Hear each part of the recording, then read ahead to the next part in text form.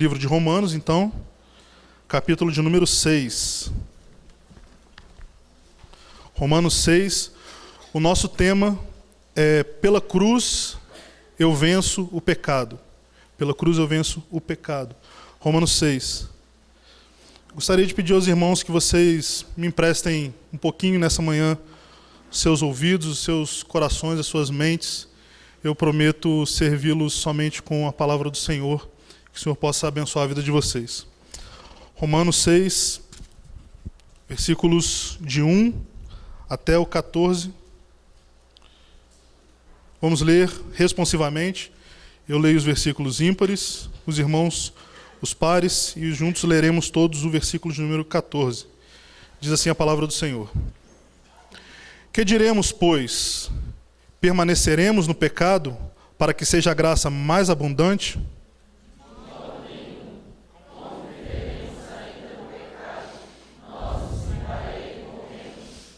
Ou porventura ignorais que todos nós que fomos batizados em Cristo Jesus, fomos batizados na sua morte?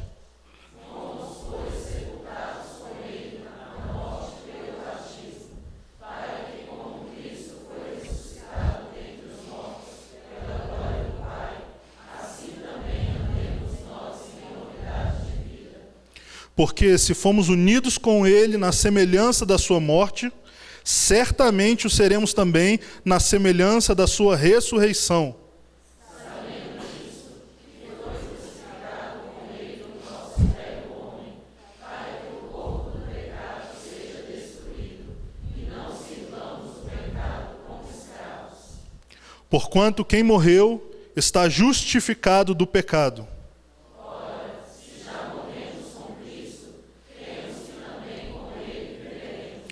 Sabedores de que, havendo Cristo ressuscitado dentre os mortos, já não morre, a morte já não tem domínio sobre ele.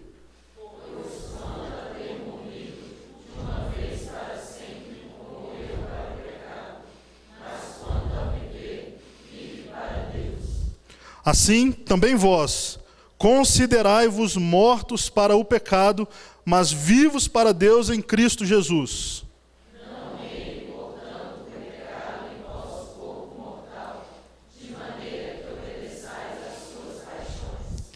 Nem ofereçais cada um os membros do seu corpo ao pecado como instrumentos de iniquidade, mas oferecei-vos a Deus como ressurretos dentre os mortos, e os vossos membros a Deus como instrumentos de justiça, todos, porque o pecado não terá domínio sobre vós, pois não estás debaixo da lei, e sim da graça. Vamos orar, irmãos.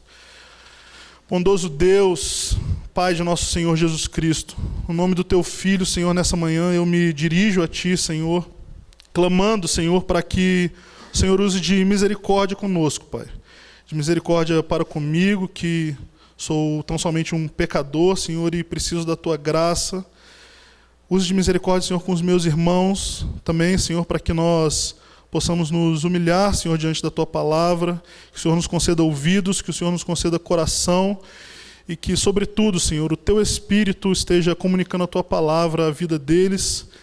Eu não quero, Senhor, que tão somente as emoções ou o intelecto, os comportamentos sejam alcançados, mas o meu alvo é que a Tua palavra, que é poder do Senhor, pelo Espírito Santo, gere transformação na vida, no coração, no íntimo deles, que o ser deles seja transformado, Pai, para a glória e louvor do Teu nome. Essa é a minha oração em nome do Senhor Jesus. Amém e amém. Irmãos, quando nós olhamos esse texto, e principalmente à luz daquele texto que nós lemos anteriormente, existe algo de curioso, algo de interessante, logo nos primeiros versículos. Paulo diz o seguinte: que diremos, pois, permaneceremos no pecado para que seja a graça mais abundante? Paulo, no capítulo anterior, que nós lemos aqui mais cedo, ele diz que onde abundou o pecado, superabundou a graça. E ele já sabia que ao falar essas coisas, ele provavelmente suscitaria algumas controvérsias. Não porque o que ele estava falando fosse controverso ou fosse errado, mas porque o coração do homem ele é um coração pecaminoso.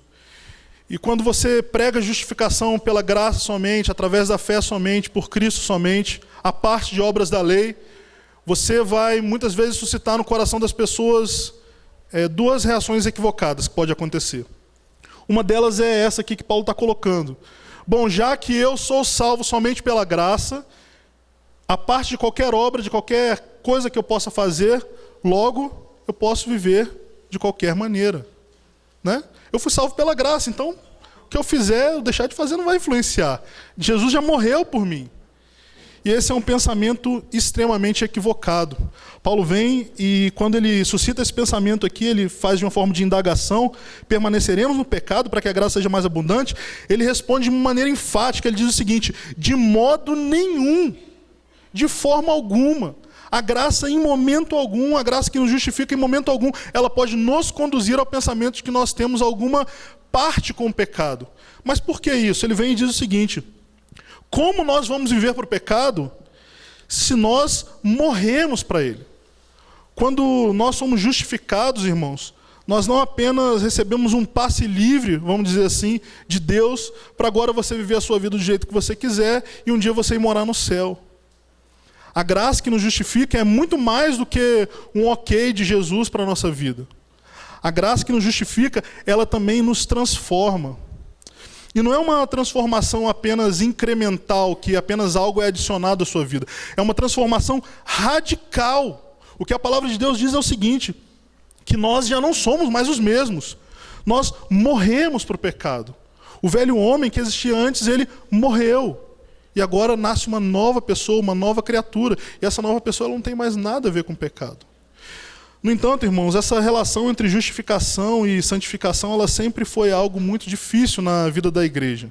Nós vemos ao longo da história da igreja muitas controvérsias entre o papel da justificação e o papel da santificação.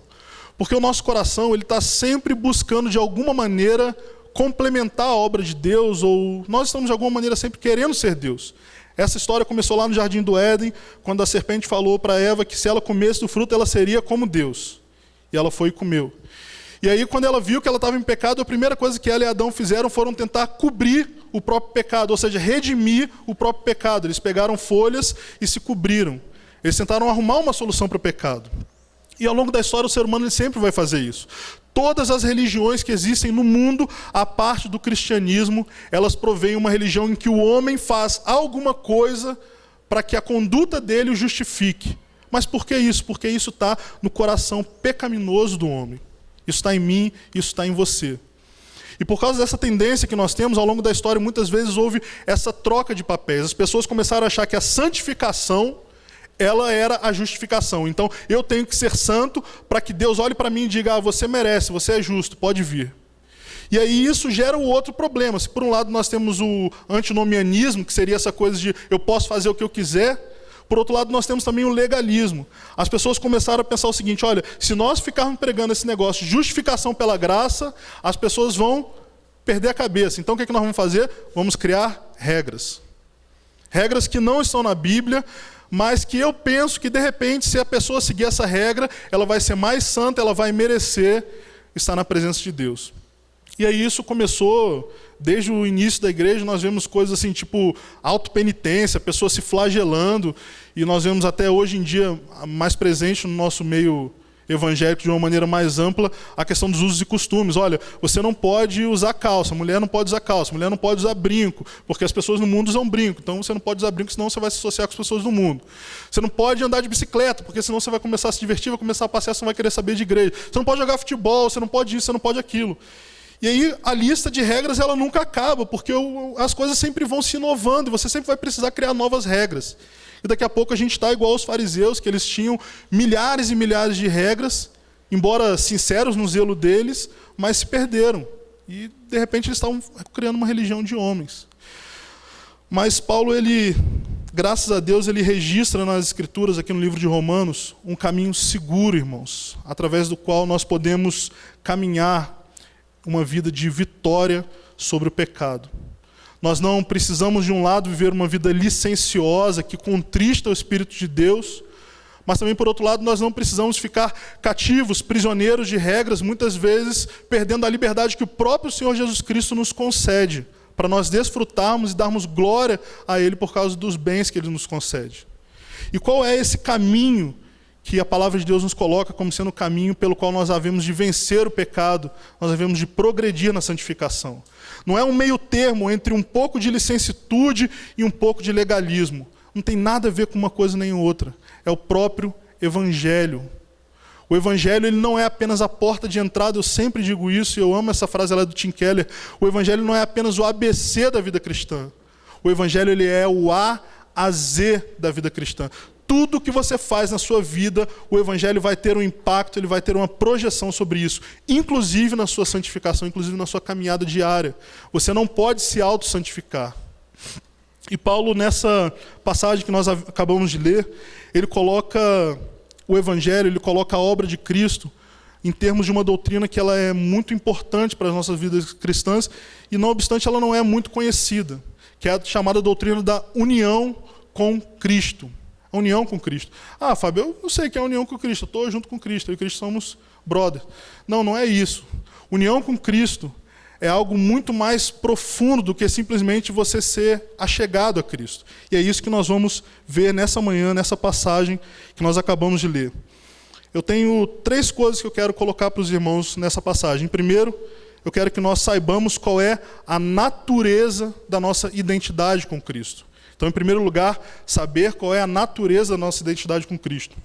E segundo, considerar a realidade da nossa identificação com Cristo. Então, considerar a realidade da sua identificação com Cristo. E em terceiro lugar, a resposta que eu dou a Deus por eu estar unido com Ele, por eu estar identificado com Ele na pessoa do Filho dele, é eu me oferecer a Cristo, a quem eu fui tão maravilhosamente unido. Amém? Então vamos começar em primeiro lugar. Saiba qual é a sua identidade em Cristo. Saiba qual é a sua identidade em Cristo. Versículos 2b até o 10. Eu vou ler, os irmãos, por favor, acompanhem. Como viveremos ainda no pecado, nós os que para ele morremos? Ou porventura ignorais que todos nós que fomos batizados em Cristo Jesus, fomos batizados na sua morte? Fomos, pois, sepultados com ele na morte pelo batismo, para que, como Cristo foi ressuscitado dentre os mortos, pela glória do Pai, assim também andemos nós em novidade de vida. Porque se fomos unidos com ele na semelhança da sua morte, certamente o seremos também na semelhança da sua ressurreição. Por enquanto, só até aqui, irmãos. Para Paulo, o que nós pensamos, o que nós cremos, é extremamente importante. A gente vive hoje numa era que diz que mas cristianismo não tem a ver com doutrina, esse negócio de teologia, de você ficar estudando muito, isso não tem nada a ver com cristianismo. Cristianismo é a prática, é você ir lá e realizar as coisas. É verdade que cristianismo não é só doutrina, mas também ele não é menos do que isso. Se a doutrina não for colocada em prática, se aquilo que você estuda, que você conhece da palavra de Deus, não for vivido por você, isso é em vão. Mas também, por outro lado, como que você vai praticar alguma coisa que você não conhece? De uma forma ou de outra, irmãos, tudo que nós fazemos, tudo que nós desejamos, tudo que nós empreendemos na nossa vida é moldado pela forma como nós pensamos, é moldado por aquilo que nós cremos ser verdade, ou que nós apropriamos como verdade. E Paulo, sabendo disso, nesse primeiro momento, ele vê que é importante mostrar aos romanos o que eles precisam saber, o que eles precisam conhecer. E é esse o primeiro ponto, nós precisamos conhecer a identidade que nós temos com Cristo, da nossa união com Cristo. Se nós formos olhar nos versículos 3, 6 e 9, Paulo usa esse verbo saber. Se bem que no 3 ele usa de uma forma negativa, porque ele está fazendo uma pergunta retórica. Ele diz assim, ignorais, ou seja, vocês não sabem disso? E depois ele fala, saibam disso e saibam daquilo. E o que ele está falando em todos esses pontos, o que nós devemos saber, o que ele está ensinando aos romanos, e o Espírito Santo através dele a nós hoje, é que nós devemos saber sobre a nossa união com Cristo. Nós devemos conhecer essa doutrina, esse ensinamento tão maravilhoso das Escrituras, que é a nossa união com Cristo. E para prefigurar isso, para ilustrar isso, ele usa a figura do batismo. É bem verdade, irmãos, que o batismo, ele por si só, ele não administra na sua vida uma graça especial. Esse é o entendimento da Igreja Católica. Eles pensam que no momento que você é batizado, quando o padre derrama sobre você aquela água benta lá, ali aconteceu alguma operação espiritual. Não é isso.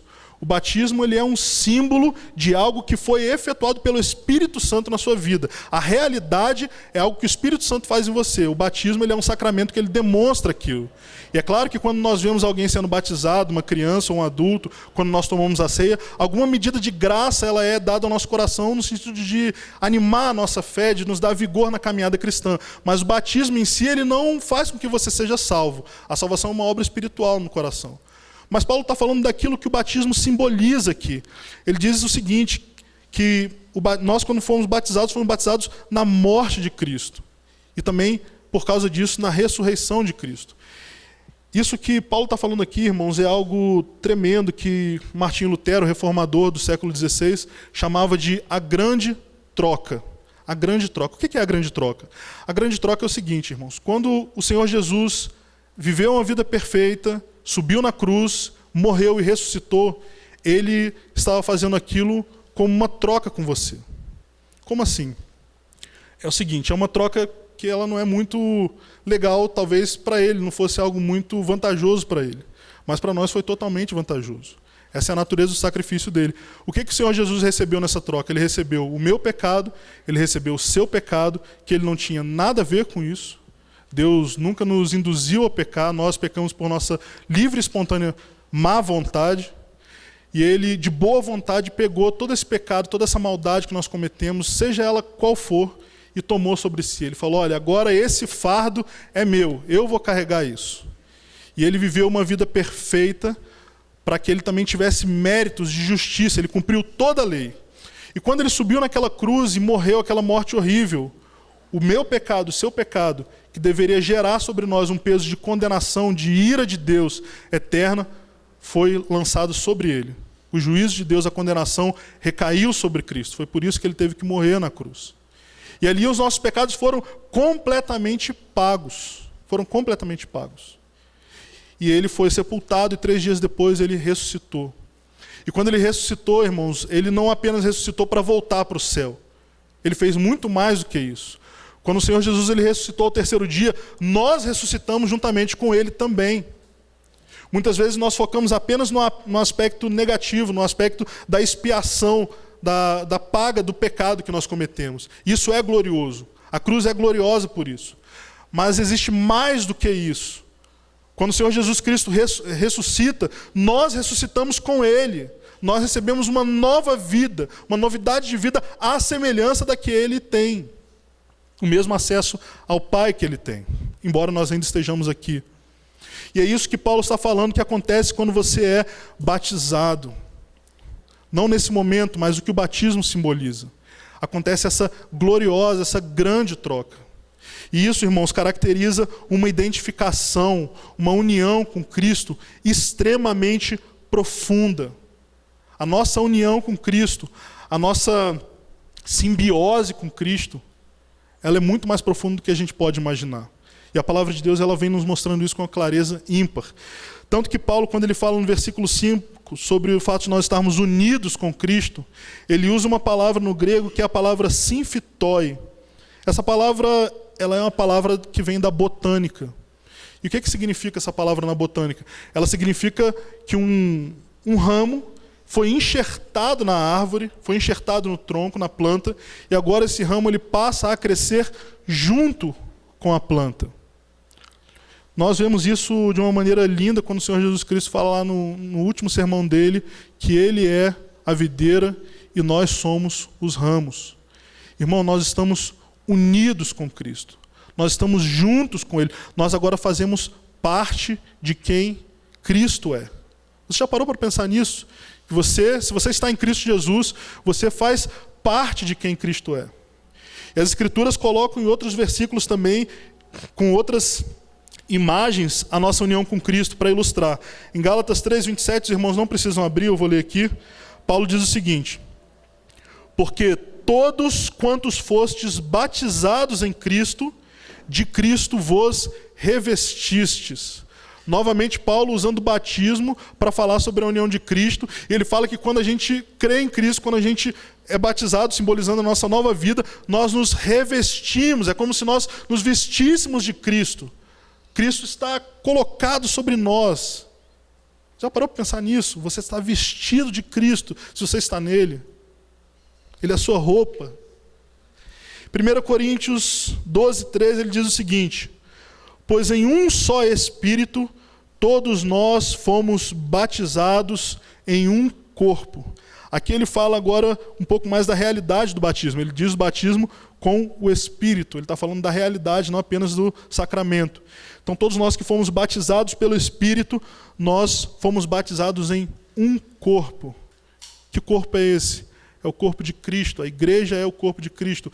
Eu e você, irmãos, quando nós somos batizados, quando nós somos admitidos ao reino de Deus, nós passamos a integrar o próprio corpo do Senhor Jesus.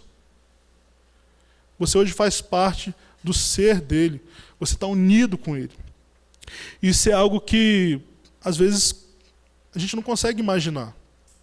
Pelo menos, eu não sei quanto a vocês, mas na minha mente excede a minha capacidade de compreensão, de imaginação, essa minha união com Cristo. Eu não sei como explicar isso, mas eu sei que a palavra de Deus me diz, e isso é suficiente para mim. E isso alenta o meu coração, é como um presente maior do que eu posso abraçar.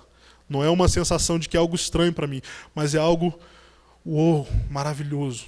É algo tremendo. Eu faço parte, eu estou unido a Cristo, eu sou parte do corpo dele. Eu estou vestido de Cristo.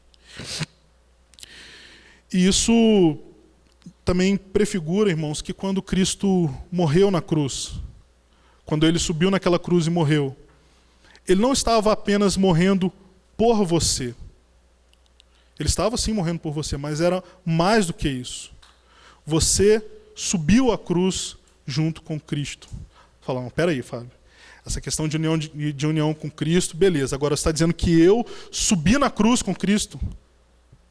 Nós estávamos com Cristo, irmãos. Nós estávamos em Cristo quando ele morreu na cruz. Não que nós sejamos participantes da obra da redenção, mas ele fez por nós, e ele fez por nós de uma maneira tão íntima, tão pessoal, que de uma maneira que eu não sei explicar, mas que a palavra de Deus coloca com clareza. Nós estávamos lá com ele. Eu quero que os irmãos abram aí comigo Gálatas 2, 19 e 20.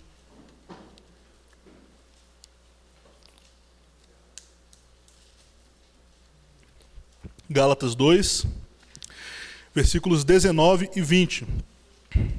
Vejam se o que eu estou falando é uma invenção minha, ou se alguém, o apóstolo Paulo, no caso, já falou antes. Gálatas 2, 19 a 20, eu vou ler. Vamos todos ler, então, Gálatas 2, 19 e 20. Os irmãos podem ler.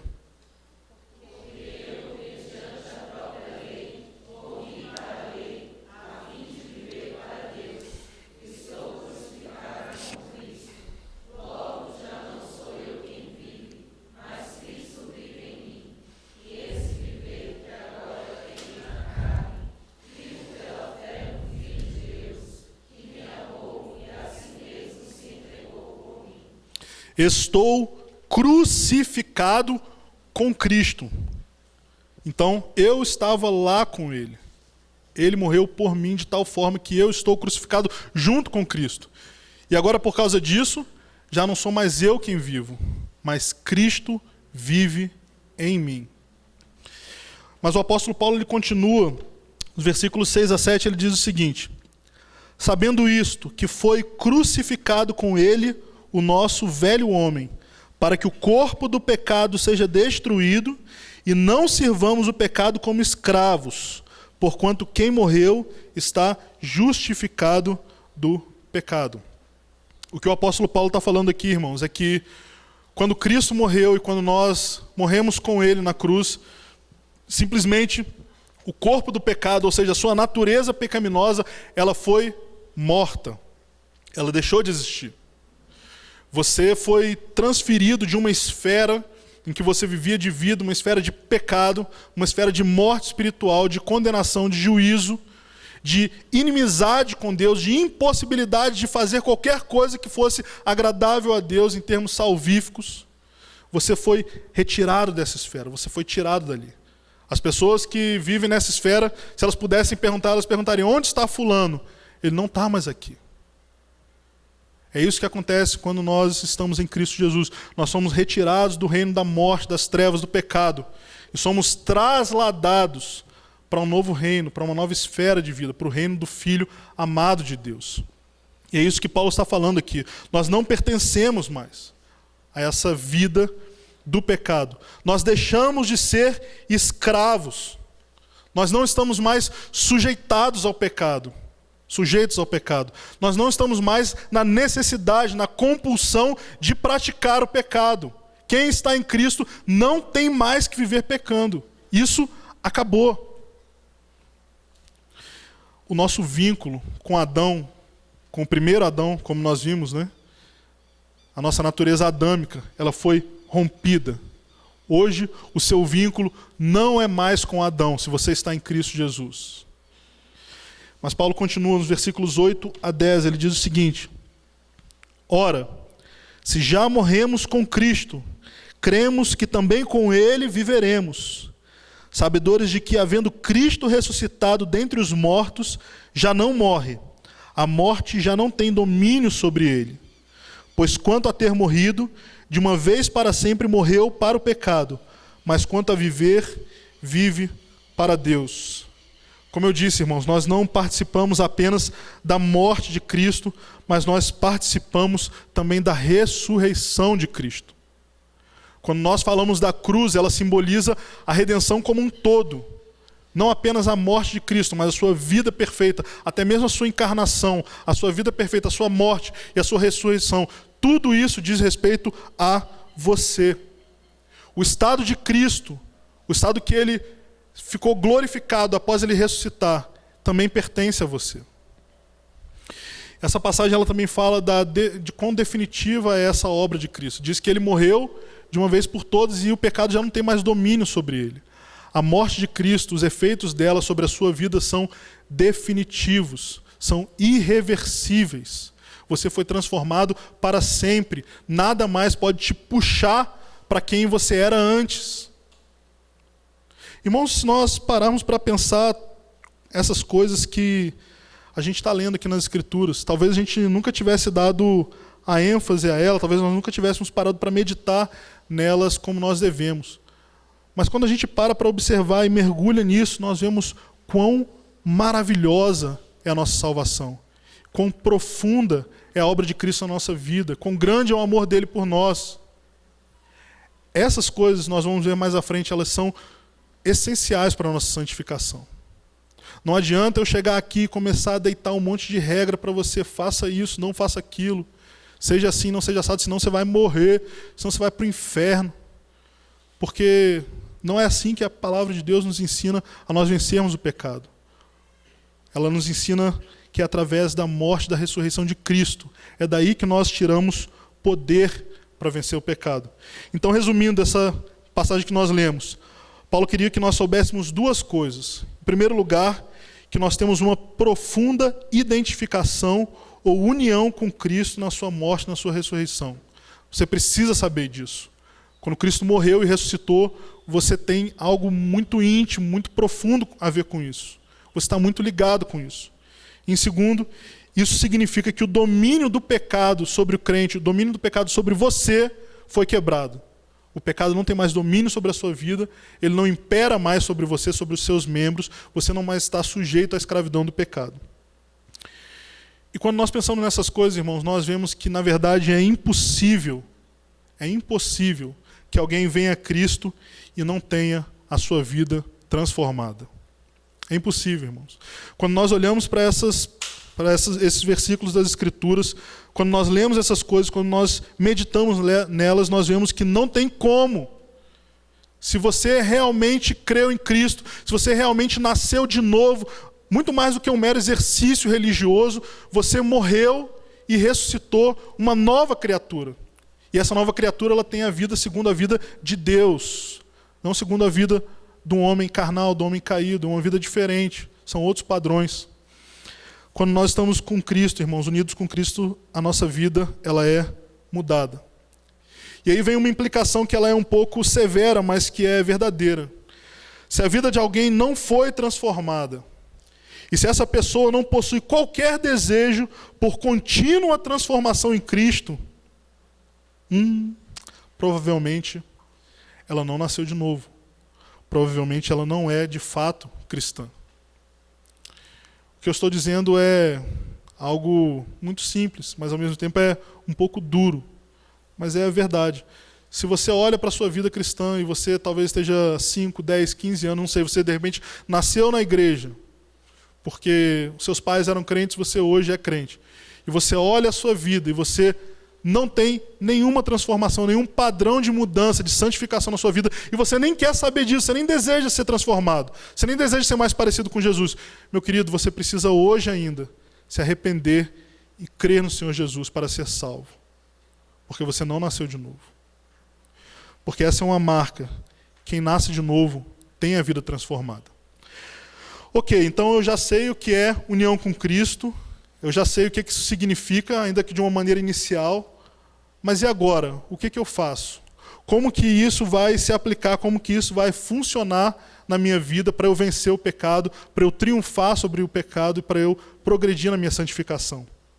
Isso tem a ver com o nosso segundo ponto, que é a segunda palavra-chave, que é considere-se, considerar.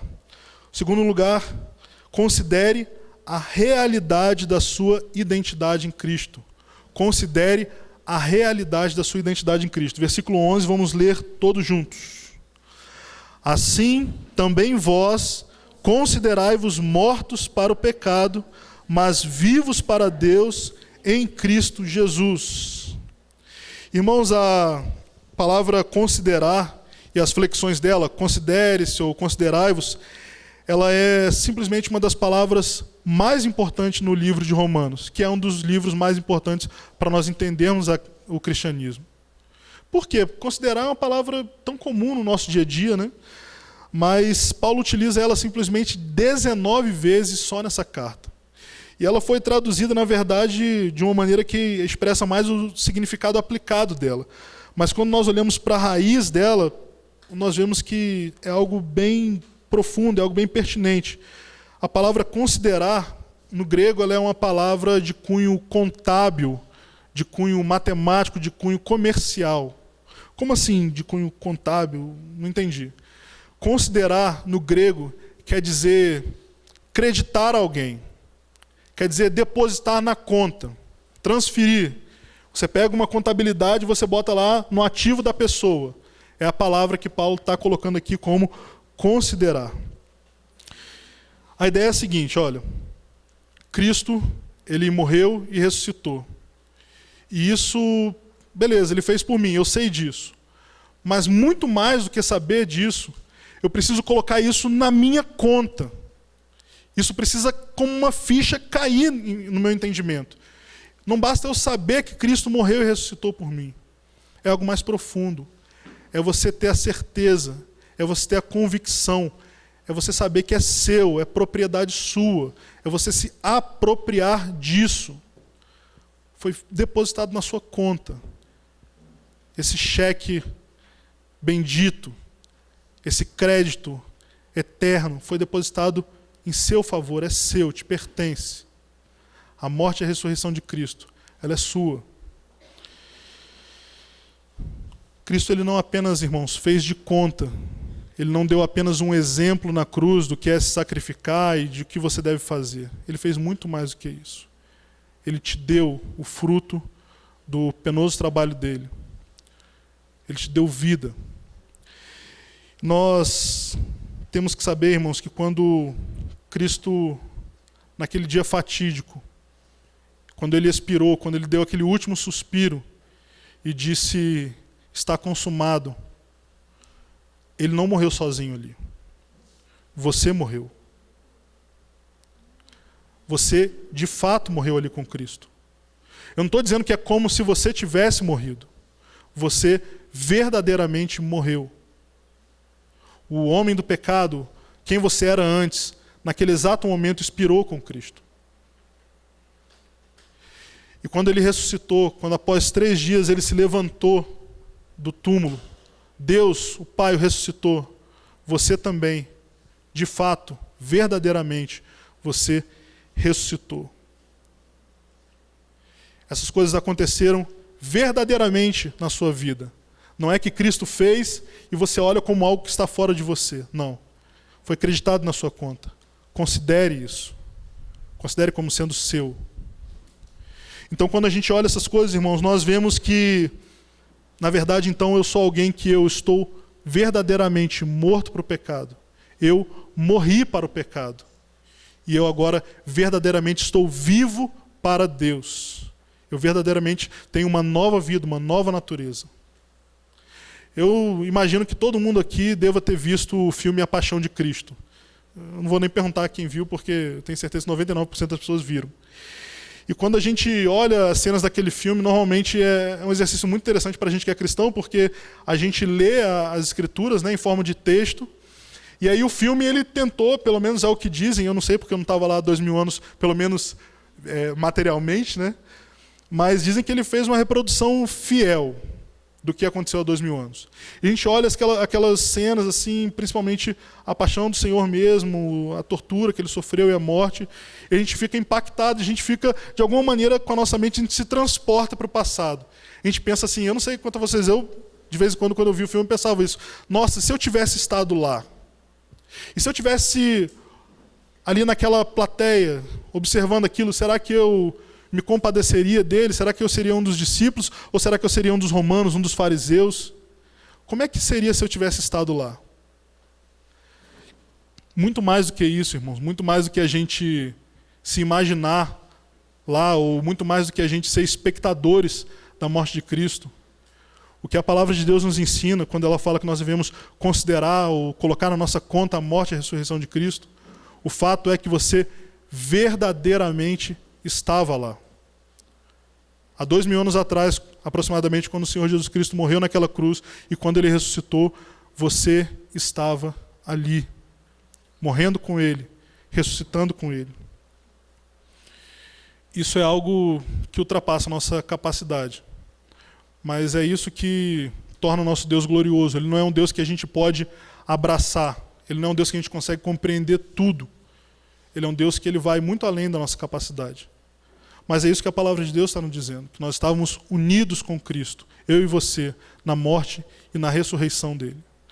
Só que a palavra de Deus, ela coloca para a gente esse considerar, esse tomar como algo na nossa conta, ela coloca como um imperativo, como uma ordem. Ele diz o seguinte, olha, considerai-vos.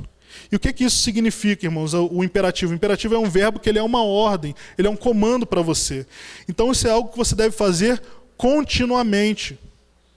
Se você quer vencer o pecado, se você quer triunfar sobre as tentações que batem à sua porta todos os dias, se você quer progredir na obra da santificação e não ficar marcando passo, ficar 5, 10, 15 anos sendo a mesma pessoa, mas se você quer ver Cristo crescendo em você, você se assemelhando mais e mais a Ele, você precisa constantemente meditar nessas coisas, você precisa aplicar ao seu coração, não como algo externo a você, mas como uma certeza de algo que foi já realizado efetivamente na sua vida. Como ele usa um termo contábil, eu vou usar também um termo bancário. Você precisa ir lá no extrato espiritual da sua vida e tirar o extrato e ver lá, olha, morri para o pecado quando Cristo morreu e ressuscitei com ele. É meu, está na minha conta. E o saldo é infinito, nunca acaba. Aplica isso à sua vida, considera, reconheça a obra de Cristo como sendo sua. E isso vai ser um exercício preventivo contra o pecado. Se você meditar nessas coisas, se você aplicar o seu coração a essas coisas, se você olhar para a palavra de Deus e ler aquilo que diz sobre a redenção, e você tomar isso como seu, eu te garanto que você vai pecar muito menos.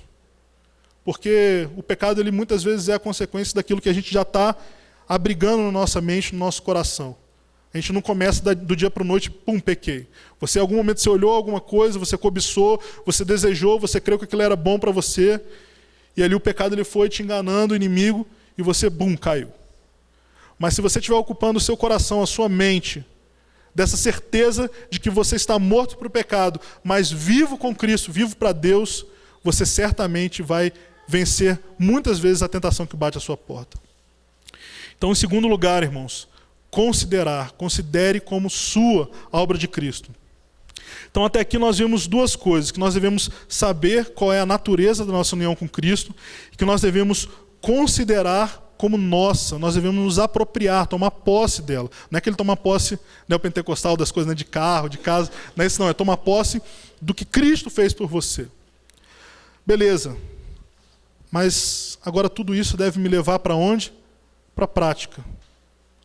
Isso tudo foi um alicerce, um fundamento, uma base que a gente construiu. Porque você não constrói um prédio em cima da areia, né? A palavra de Deus nos ensina isso.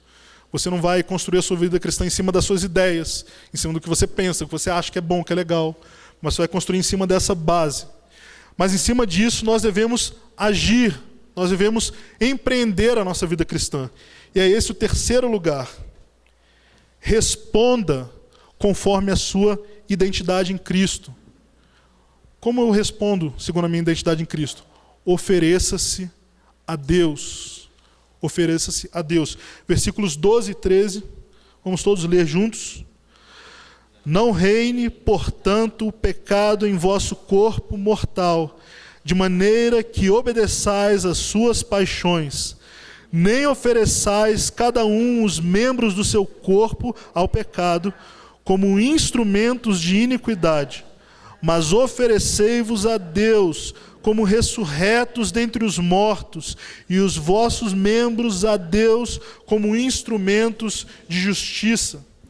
Irmãos, o versículo 12, ele ordena que não reine, portanto, o pecado no seu corpo mortal, de maneira que você obedeça às paixões, aos desejos, aos maus desejos do pecado. Essa é a grande questão. Beleza, não reine o pecado no meu corpo. Como eu vou fazer isso? É esse o momento em que muitas vezes a gente para, né? A gente muitas vezes fica na esfera intelectual, eu conheço, eu sei da palavra de Deus, eu ouvi o que o pastor falou. Em alguma medida eu até sei que isso foi feito por mim, embora eu não aplique muito no meu coração isso. E aí começa o problema, você começa a aplicar o seu coração a outras coisas, e na hora da prática, a gente simplesmente não consegue, você não tem força para vencer o pecado vai lá e te derruba, te dá uma banda. Mas o apóstolo Paulo, ele não apenas diz para os romanos que eles devem fazer isso, mas ele diz como fazer. A grande questão é como eu vou vencer o pecado. E ele responde de duas metades, uma negativa, dizendo o que não fazer, e a outra positiva, dizendo o que fazer. Na negativa ele diz o seguinte: não ofereçais cada um os membros do seu corpo ao pecado como instrumentos de iniquidade. Não ofereça o seu corpo ao pecado.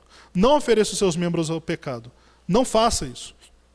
E o segundo, ele dá uma ordem, uma instrução positiva, ele diz o seguinte: mas, porém, em vez disso, ou enquanto vocês fazem isso, não se oferecer ao pecado, oferecei-vos a Deus como ressurretos dentre os mortos, e os vossos membros a Deus como instrumentos de justiça. O verbo, irmãos, que está nesse versículo, ele é um verbo que ele demanda de nós uma decisão, ele demanda de nós uma ação, uma atividade nossa. Todos nós que somos de Cristo, que um dia entregamos a nossa vida a Cristo, nós ou já fizemos, ou precisamos fazer isso que Paulo está colocando nos versículos 12 a 13. Nós precisamos, um dia na nossa vida cristã, se você de fato pertence ao Senhor, e você tem lutado contra o pecado, e você tem muitas vezes tido derrotas contra o pecado, e você pensa assim: nossa, eu gostaria de triunfar sobre esse pecado, sobre aquele pecado na minha vida. Esse é um exercício que nós precisamos fazer. Nós precisamos um dia na nossa vida parar de resistir. Parar de segurar na nossa mão como se fosse nosso. E não apenas brincar de se afastar um pouquinho do pecado e brincar de se oferecer um pouquinho a Deus. Mas a gente precisa de uma vez por todas rejeitar completamente o pecado e se oferecer completamente, totalmente, de coração a Deus. Enquanto você tiver meias medidas, enquanto você tiver na sua vida áreas que estão reservadas privativamente a você, as quais o Senhor Jesus não tem acesso, que você não entrega para Ele o domínio da sua vida, você vai ver essas áreas como calcanhares de Aquiles, vão ser pontos fracos onde você sempre vai perder a luta contra o pecado. Então eu queria que nessa hora nós tivéssemos esse momento. Eu queria que nós fechássemos os nossos olhos e nós meditássemos nessas coisas. Talvez você já tenha tido esse momento com Deus de uma forma negativa. Não negativo de ruim, mas dizendo assim, olha Deus, eu não quero mais cometer esse pecado. Isso é bom, isso não é ruim, mas não é suficiente. Existe a segunda parte. Nós precisamos também, irmãos, entregar, oferecer a Deus, dar para Ele todo o nosso corpo, todo o nosso ser, nosso coração, nossa mente, como instrumentos de justiça, de um corpo e de uma pessoa que foi ressuscitada, que nasceu de novo por meio de Cristo Jesus, e se entregar nas mãos dele. Confiar que ele é melhor do que você para dirigir a sua vida. E que só assim nós vamos ter vitória sobre o pecado. Então feche seus olhos. Vamos orar juntos. Se você deseja fazer isso, não é algo que você faça por obrigação, mas se o Espírito de Deus tem te convencido, se você é dele, se ele é teu, faça comigo essa oração e entregue a sua vida ao Senhor de uma maneira completa, dizendo assim, Senhor, eu